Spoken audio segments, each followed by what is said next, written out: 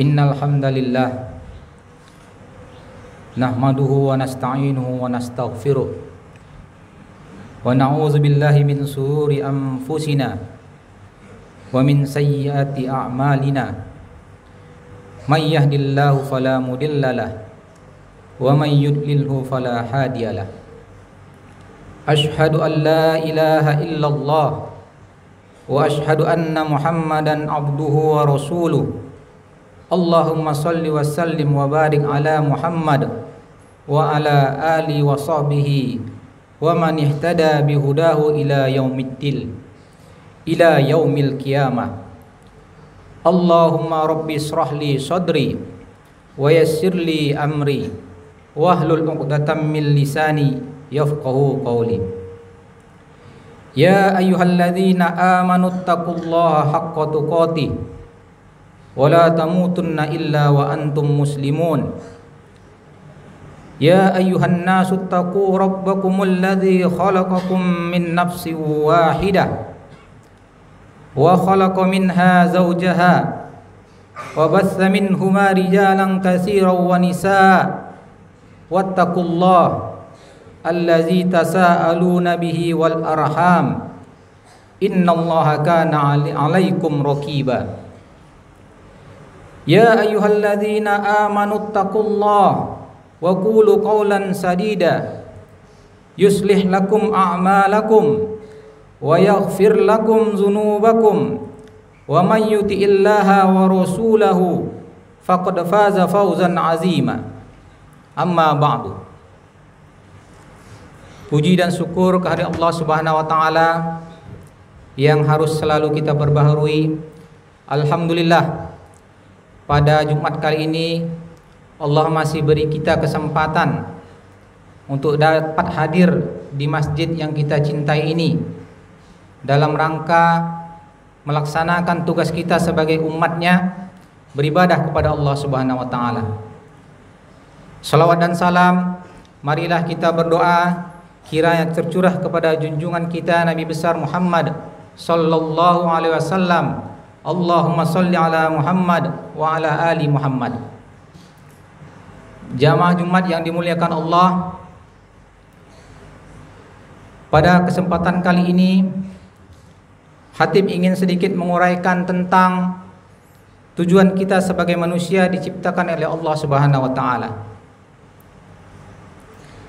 Seperti kita ketahui, tidaklah Allah menciptakan segala sesuatu yang ada di langit dan di bumi ini dengan bermain-main, tanpa mempunyai tujuan dan manfaat sedikit pun. Sebagaimana Allah jelaskan di dalam surah Al-Anbiya ayat ke-16, A'udzubillahi minasyaitonir rajim. Wa ma khalaqnas samaa'a wal arda wa ma bainahuma la'ibin. Dan kami tidak menciptakan langit dan bumi dan segala apa yang ada di antara keduanya dengan main-main. Hal ini telah terbukti dengan kemajuan ilmu pengetahuan dan teknologi pada saat ini. Manusia semakin banyak mengetahui seluk-beluk ilmu pengetahuan dan akhirnya juga dapat mengambil manfaat dan ibrah dari ciptaan-ciptaan Allah. Sebagai contoh kecil saja, Allah menciptakan bakteri yang sangat kecil yang dianggap merugikan karena dapat menimbulkan penyakit. Ternyata keberadaan bakteri juga sangat bermanfaat bagi manusia dan alam sekitar, karena salah satu fungsinya adalah sebagai zat penghancur dan pengurai zat-zat lainnya. Hadirin sidang jemaah Jumat rahimakumullah, begitu juga dengan kita sebagai manusia. Allah juga mempunyai tujuan atas penciptaan kita. Adapun tujuan pokok Allah menciptakan manusia adalah yang pertama, untuk beribadah kepada Allah. Sebagaimana Allah jelaskan dalam surah Az-Zariyat ayat ke-56. A'udzubillahi minasyaitonir rajim. Wa ma khalaqtul jinna wal ins illa liya'budun. Tidaklah aku ciptakan jin dan manusia melainkan agar mereka beribadah kepadaku. Kata liya'buduni dalam ayat ini memberikan kesaksian akan keesaan Allah Subhanahu wa taala. Sifat monoteisme di sini merupakan sifat Allah yang mutlak dan pokok, yang merupakan objek sesembahan dan pengabdian kita sebagai manusia. Sebagaimana kesaksian kita di dalam syahadat, asyhadu an la ilaha illallah, aku bersaksi bahwa tidak ada Tuhan kecuali Allah. Kata ilah di sini berarti adalah sesuatu yang kita sembah, bukan dalam artian sempit hanya pada sholat saja atau ibadah-ibadah tertentu saja. Namun kata ilah di sini adalah sesuatu yang menjadi kecenderungan kita untuk mengikutinya dan menjadikan sebagai penentu dalam kehidupan kita. Sebagaimana ditegaskan dalam surah An-Nisa ayat ke-36, A'udzubillahi minasyaitonirrajim. Wa'budullaha wa la tusyriku bihi syai'a. Sembahlah Allah dan janganlah kamu mempersekutukannya dengan sesuatu apapun. Mungkin saja kita lebih takut kepada manusia atau makhluk selain kepada Allah, maka bergeserlah ilah kita kepada itu. Kita lebih mementingkan harta atau pekerjaan kita daripada panggilan Allah untuk beribadah, maka bergeserlah ilah kita kepada yang demikian itu. Kita takut atau tidak bisa melaksanakan perintah Allah dan pekerjaan kita. Kita takut atau tidak bisa melaksanakan perintah Allah atau berbuat amal soleh dikarenakan anak atau istri kita, maka bergeserlah ilah kita kepada mereka. Dan perbuatan-perbuatan demikian adalah merupakan perbuatan yang menyekutukan Allah dengan makhluk dan kecenderungan duniawi.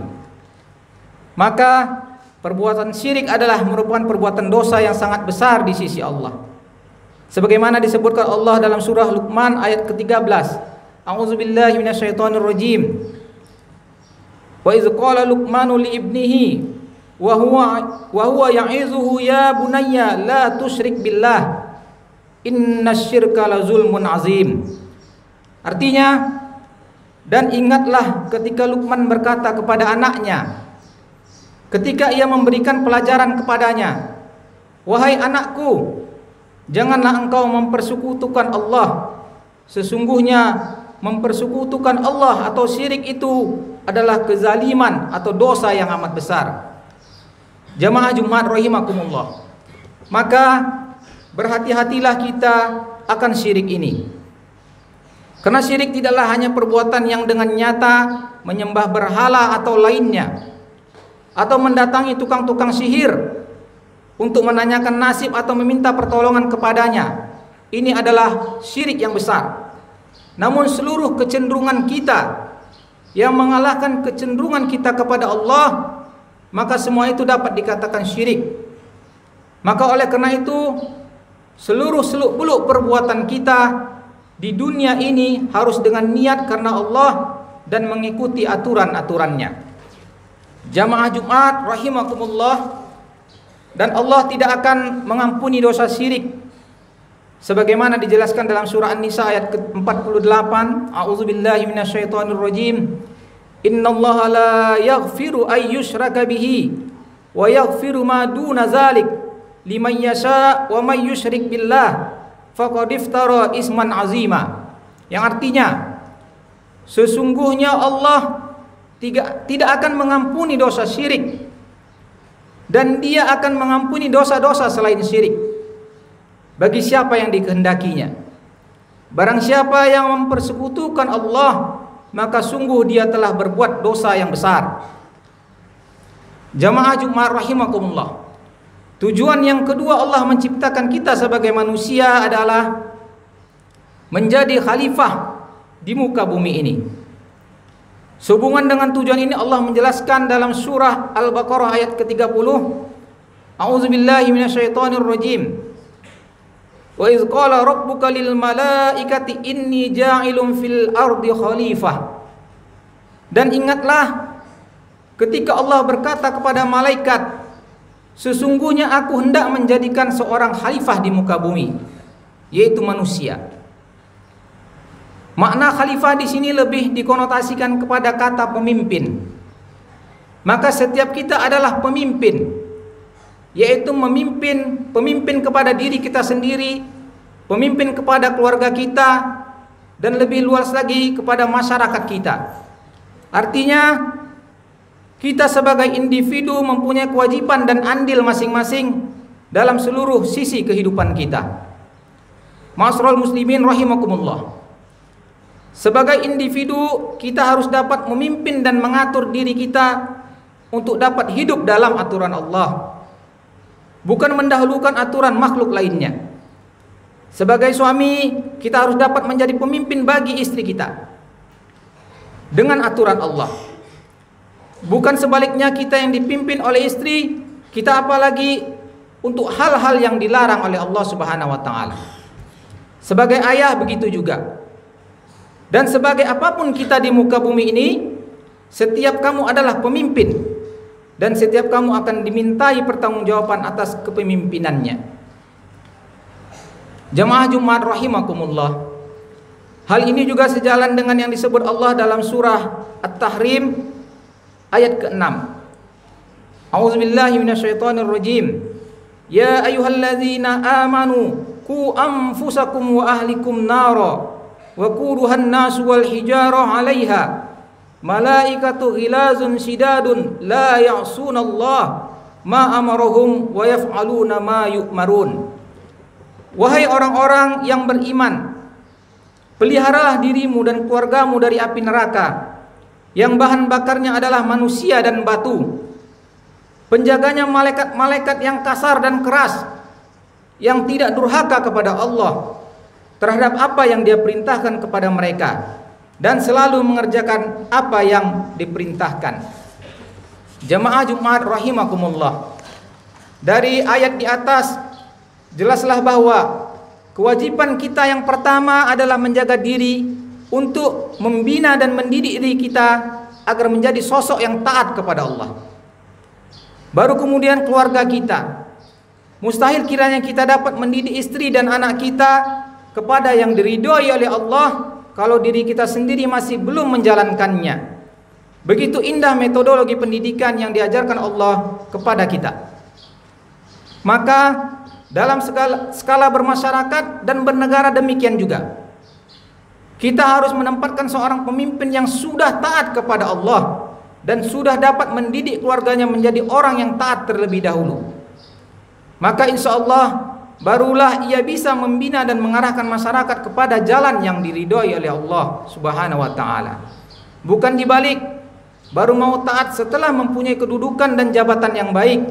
Kalau seperti ini sulitlah kiranya kita untuk dapat menjalankan kepemimpinan di jalan yang diridhai oleh Allah. Hal ini sudah banyak terjadi karena tidaklah mudah untuk menjadi seorang pemimpin. Ma'asyiral muslimin rahimakumullah. Demikianlah khutbah pada kali ini.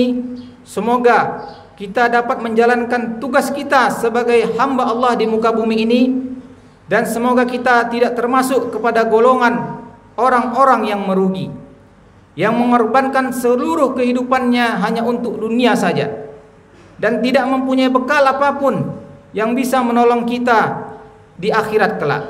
Padahal sebenarnya kehidupan dunia ini adalah sementara dan senda gurau dan main-main belaka. Sebagaimana firman Allah dalam surah Al-Ankabut ayat ke-66. A'udzubillahi minasyaitonirrajim.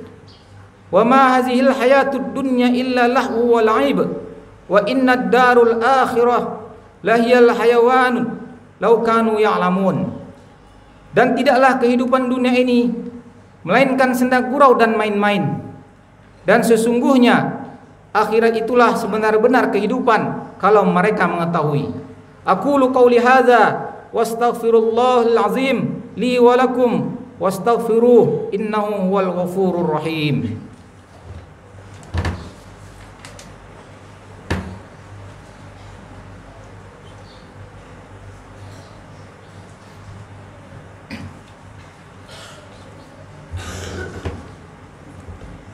Innal hamdalillah nahmaduhu wa nasta'inu wa nastaghfiruh wa na'udzu billahi min sururi anfusina wa min sayyiati a'malina may yahdihillahu fala mudhillalah wa may yudlilhu fala hadiyalah. Asyhadu an la ilaha illallah wahdahu la syarikalah وأشهد أن محمدا عبده ورسوله صلى الله عليه وسلم تسليما أما بعد إن الله وملائكته يصلون على النبي يا أيها الذين آمنوا صلوا عليه وسلموا تسليما اللهم صل على محمد وعلى آل محمد كما صليت على إبراهيم وعلى آل إبراهيم إنك حميد مجيد وبارك على محمد وعلى آل محمد كما باركت على إبراهيم وعلى آل إبراهيم إنك حميد مجيد اللهم اغفر للمسلمين والمسلمات والمؤمنين والمؤمنات الأحياء منهم والأموات إنك سميع قريب مجيب الدعوات يا قاضي الحاجات ربنا اغفر لنا ولإخواننا الذين سبقونا بالإيمان ولا تجعل في قلوبنا غلا للذين آمنوا ربنا إنك رؤوف رحيم ربنا ظلمنا أنفسنا وإن لم تغفر لنا وترحمنا لنكونن من الخاسرين ربنا اغفر لنا ولوالدينا وارحمهما كما ربيانا صغيرا ربنا آتنا في الدنيا حسنة وفي الآخرة حسنة وقنا عذاب النار عباد الله إن الله يأمر بالعدل والإحسان وإيتاء ذي القربى وينهى عن الفحشاء والمنكر والبغي يعظكم لعلكم تذكرون فاذكروا الله العظيم يذكركم واسألوه من فضله يؤتيكم ولذكر الله أكبر. قيموا الصلاة.